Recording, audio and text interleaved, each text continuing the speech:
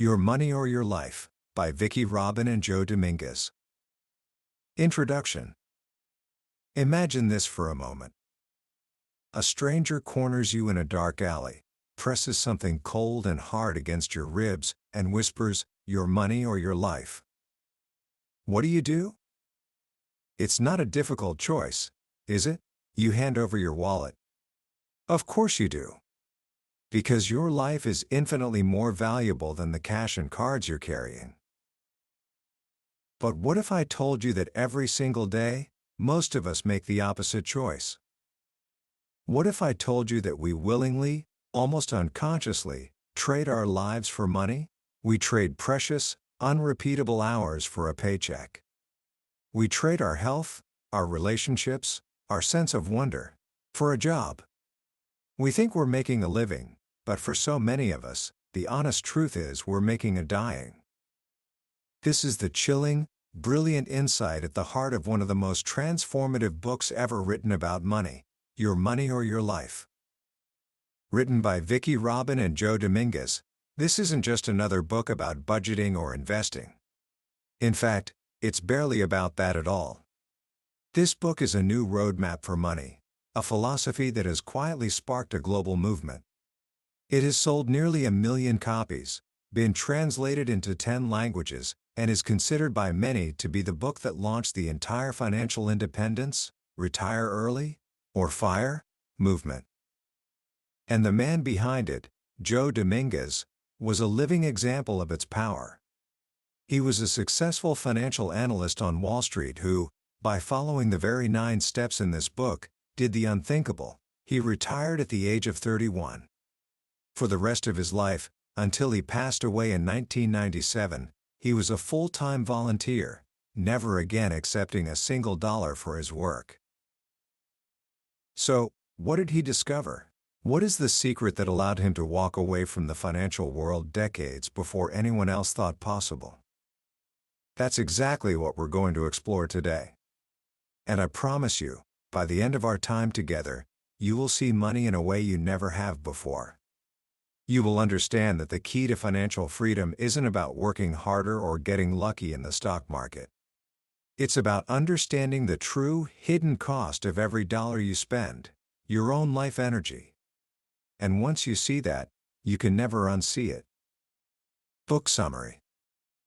Most of us spend our lives trapped on a kind of financial merry-go-round. We wake up, we go to work, we come home tired, we spend money to feel better, and we wake up the next day to do it all over again. We follow an old, outdated map for money that was drawn during the Industrial Revolution, a map that tells us to work 9 to 5 till you're 65, to trust that a company will take care of us, and to always chase a higher standard of living. But this map is broken.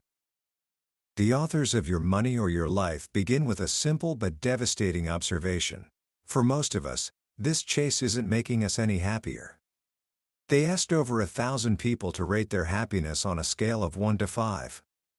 Whether someone made less than $1,500 a month or over $6,000 a month, the average happiness score was always the same, just under a 3 out of 5.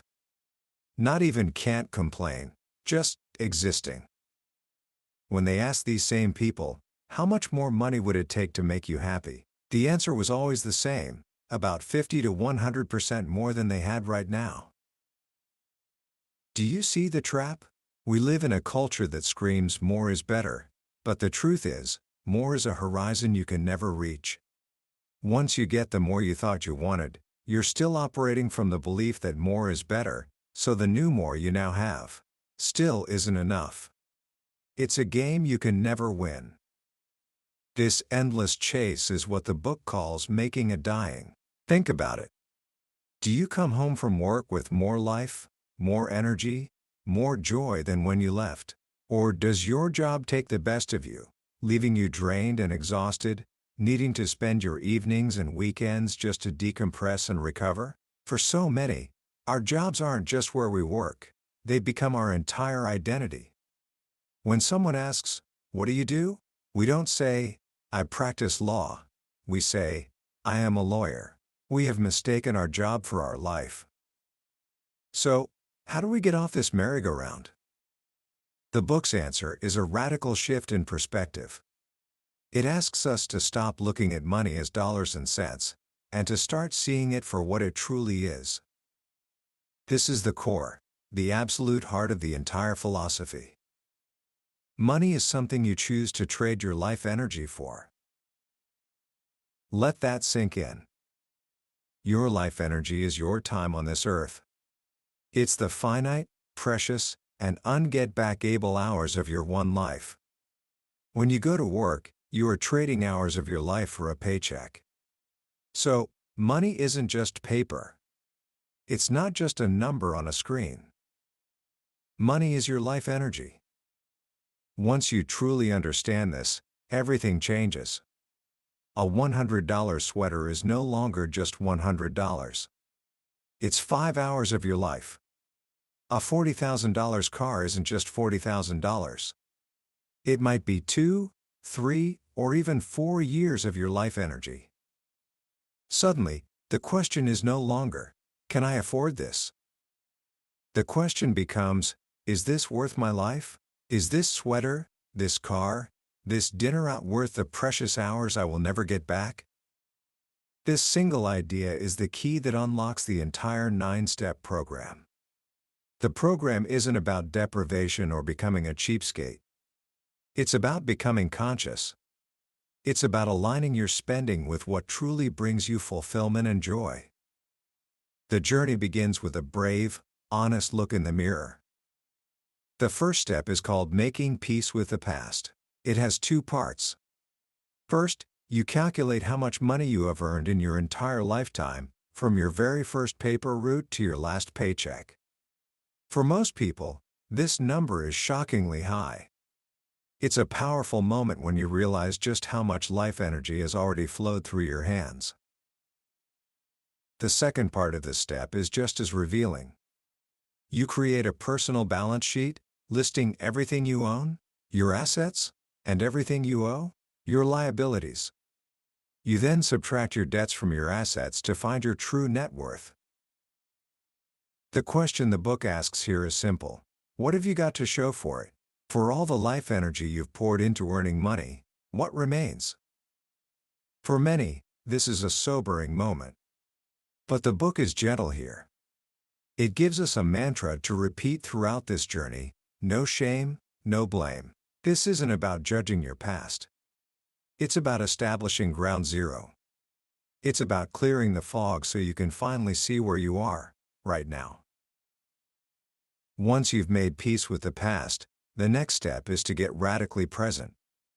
This is where you begin to track your life energy in real time. It starts with one of the most eye-opening exercises in the entire book, calculating your real hourly wage. You might think you know what you make per hour. But the book asks you to look deeper. It asks you to add up all the hidden time and money costs associated with your job. Think about your commute, the time in traffic and the money for gas and car maintenance. Think about your work clothes, or costuming, as the book calls it, the suits, the uniforms, the special shoes you'd never wear on a Saturday. Think about the expensive lunches you buy because you're too busy to pack your own, or the takeout dinners you order because you're too tired to cook. Think about the time it takes you to decompress after a stressful day, or the escape entertainment you need on the weekend just to forget about work for a while. When you add up all these extra hours and subtract all these extra costs from your paycheck, you arrive at a number that is often shockingly low. That supposed $30 an hour job might actually be paying you closer to $12 an hour. This isn't just an accounting exercise. It's a moment of profound clarity. It forces you to ask, am I really willing to sell an hour of my life for this? With this new, honest number in hand, you're ready for the practice that will form the foundation of your new financial life, keeping track of every single cent that comes into or goes out of your life. Now, this might sound like a budget, but it's not. The book makes this very clear. Budgets, like diets, don't work for most people because they're based on deprivation and willpower. They ask you to fight against your desires. This practice is different. It's not about restriction, it's about awareness. You don't have to change anything at first. You just have to watch. You carry a little notebook and write down everything. That 75-cent candy bar. That $4 cup of coffee. That $1.50 toll on the bridge. Everything. Why every penny? Because it forces you to be conscious. It stops the mindless, automatic spending that drains so much of our life energy. It's a form of meditation, a spiritual discipline where instead of watching your breath, you watch your money. At the end of the month, you take all this raw data and organize it. This is step 3, the monthly tabulation. But you don't use generic, boring categories like food or transportation. You create categories that tell the story of your life. Maybe you have a category for junk food I eat when I'm stressed, or books I buy but never read, or things I buy to impress people. You get brutally honest, because this table is a mirror of your actual life, not the life you think you have. And then comes the magic. You take the dollar total for each category and you convert it into the most meaningful currency you have, hours of your life energy. You use the real hourly wage you calculated in step 2. Suddenly, that $150 you spent on dinners out because I was too tired to cook is no longer just $150. It's 12.5 hours of your life. That's almost 2 full workdays you spent just to avoid cooking. Seeing your spending laid out in hours of your life is a game changer. It's no longer abstract. It's real. And this leads to step 4, the part of the program the authors call the heart of the transformation. You ask yourself 3 simple questions for every single category on your monthly table. Question 1. Did I receive fulfillment, satisfaction, and value in proportion to the life energy I spent? You mark each category with a plus sign if you felt great about the spending, a minus sign if you felt it wasn't worth it, or a 0 if it was just okay. This is where you discover your gazingas pins, those little things you buy compulsively that don't actually make you happy. This question helps you develop an internal yardstick for enough. This is where you discover what the book calls the fulfillment curve. The idea is simple. When we have very little, spending more money brings a big increase in fulfillment. Getting basic food, shelter, and clothing feels great. Then we add some comforts, and that feels good too. But eventually, we reach a peak. A point of enough. Beyond that peak, every dollar we spend, every possession we add, actually starts to decrease our fulfillment. It just becomes clutter. It weighs us down, it complicates our lives, and it costs us precious life energy to maintain.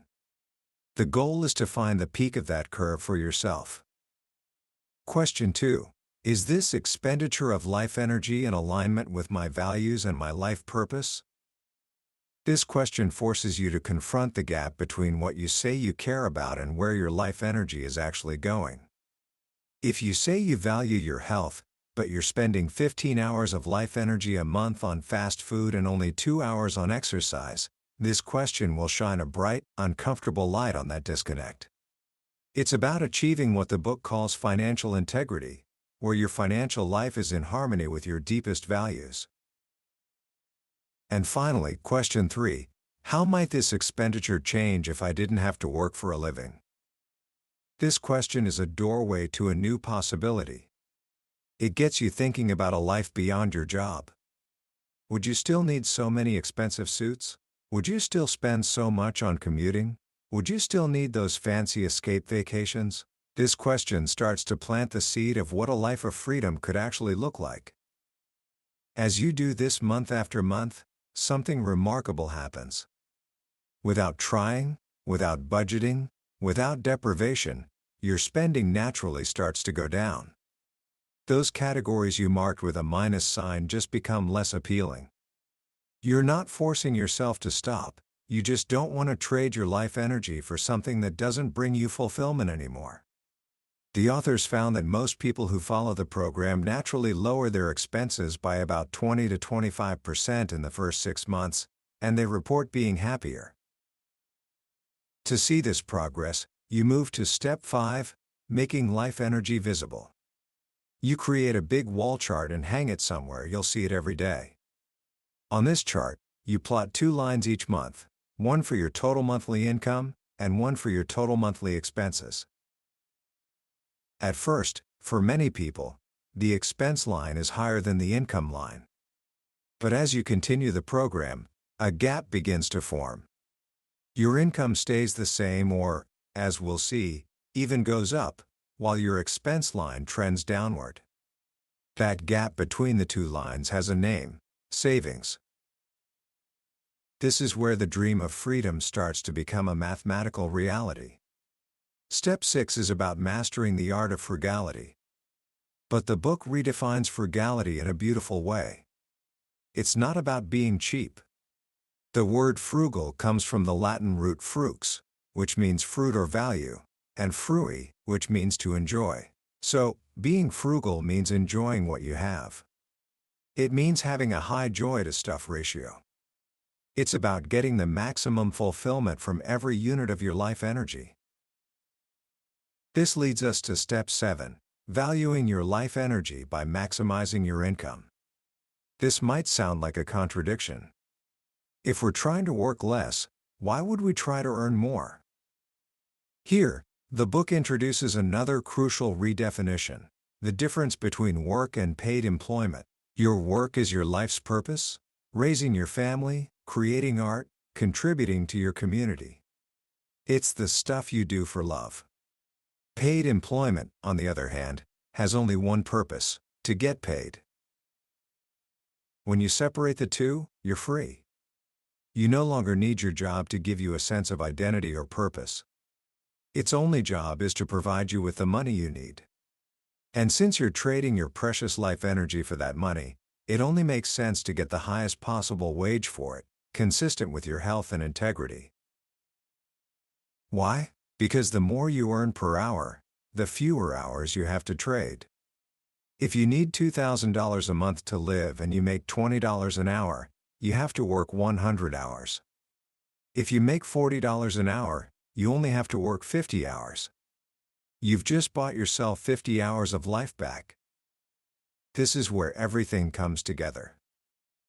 As you lower your expenses through conscious spending, and you maximize your income by valuing your time, that gap on your wall chart between income and expenses gets wider and wider.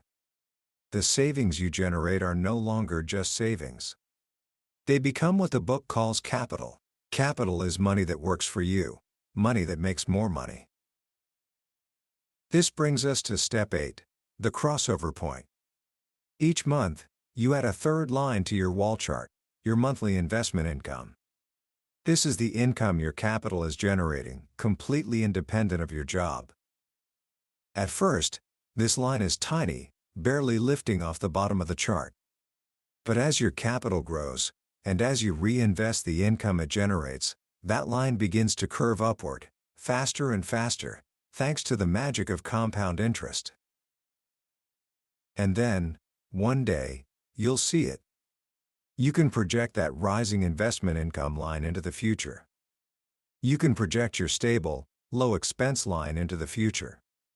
And you will see a point on your chart, perhaps just a few years away, where the 2 lines will cross. That is the crossover point. It's the moment when the income from your investments is enough to cover your monthly expenses, forever. At that moment, you are financially independent. You never have to work for money again. The final step, Step 9, is about managing your finances for the long term. It's about becoming a knowledgeable and sophisticated steward of the capital that has bought you your freedom. The book recommends a very conservative strategy, focusing on safe, reliable, income-producing investments like government bonds. The goal isn't to get rich. The goal is to protect your capital and ensure a steady, predictable income for life, an income that is enough.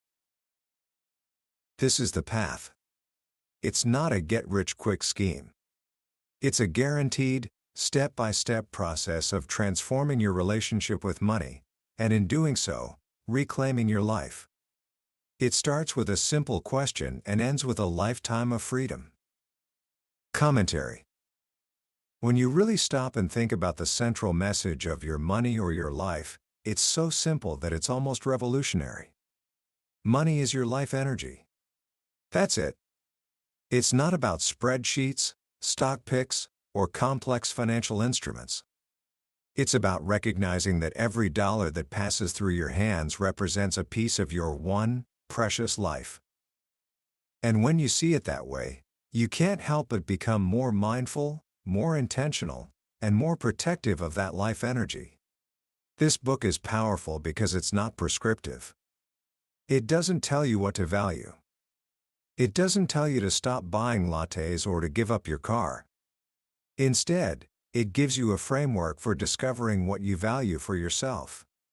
The 3 questions are like a compass, constantly pointing you back to your own internal sense of fulfillment and purpose. In a world that is constantly trying to sell us happiness in a box, this book offers a different path.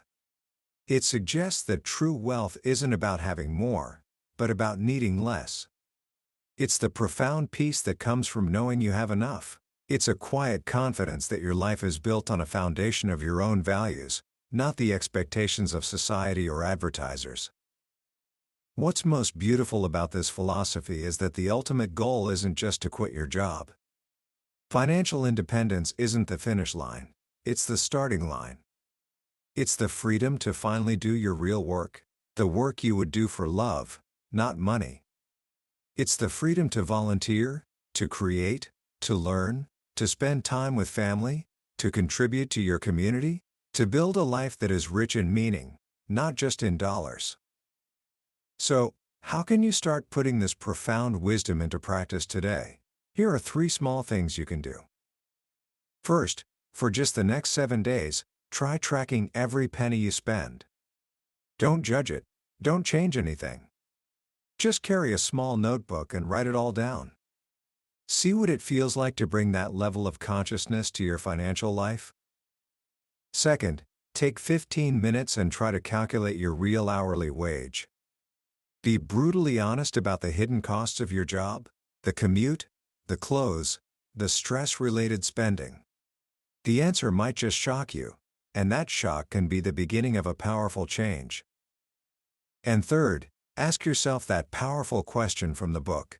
If I didn't have to work for a living, what would I do with my time? Don't censor yourself. Let yourself dream. This simple act can reconnect you with a part of yourself you may have forgotten, and remind you what you're truly working for. That was a summary of Your Money or Your Life by Vicki Robin and Joe Dominguez. We've explored the core ideas today, but I'll be honest with you, a summary is like looking at a map of a beautiful country. The map is useful, but it's no substitute for actually walking the trails yourself. The real magic happens when you read the book. It's in the quiet moments, when a particular story or a simple phrase resonates with you in a way you didn't expect. This summary is designed to help you decide if this journey is one you want to take. If anything we've talked about today has sparked a light in you, I encourage you to grab a copy. Reading it isn't just about learning, it's an experience that can genuinely change how you see your life, your time, and what it truly means to be free. You can find a link to the book in the description below. Also, if you found this summary valuable, please take a moment to like this video and subscribe to the channel. It lets me know that this work is making a difference, and it ensures you won't miss our next deep dive into another life-changing book. Let's keep learning and growing together.